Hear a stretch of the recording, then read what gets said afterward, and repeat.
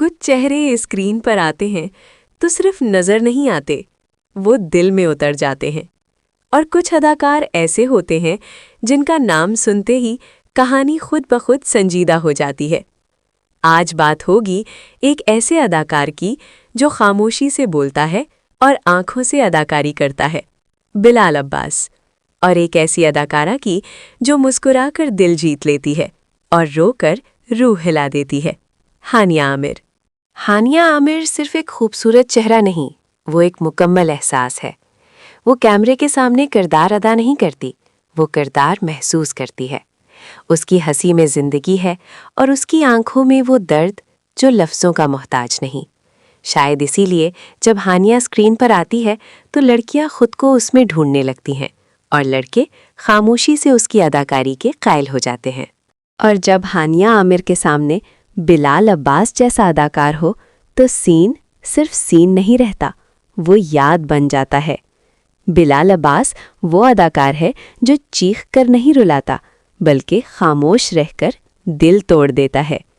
उसकी अदाकारी में शोर नहीं, वज़न है। उसके मुकालमों में बनावट नहीं, सच है। और यही सच, यही दर्द, यही गहराई आपको मिलेगी इस ड्रामे में, जिसने हज़ारों दिलों को खामोश कर दिया। मेरी जिंदगी है तू, मेरी जिंदगी है तू। एक कहानी नहीं, ये एक एहसास है। ये उन लोगों की दास्तान है जो सबके लिए मजबूत होते हैं मगर खुद के लिए टूट जाते हैं। ये उस मोहब्बत की कहानी है जो शोर नहीं मचाती मगर अंदर ही अंदर सब कुछ चला देती है। बिलाल अब्बास का ये किरदार आपको चीख चीख कर नहीं बताएगा कि वो टूट चुका है, वो बस आपको खामोश कर देगा। ये ड्रामा उन लोगों के लिए है जो रात को मुस्कुरा कर सोते हैं और आंख बंद करते ही बिखर जाते हैं, जो मोहब्बत में खुद को भूल जाते हैं और फिर खुद को ढूंढते रह जाते हैं। और शायद इसीलिए जब हम हानिया आमिर जैसे फनकारों को देखते हैं तो यकीन आता है कि हमारी इंडस्ट्री में अभी सच बाकी है, क्योंकि जब अदाकार सच्चा हो तो कहानी झूठ नहीं लगती।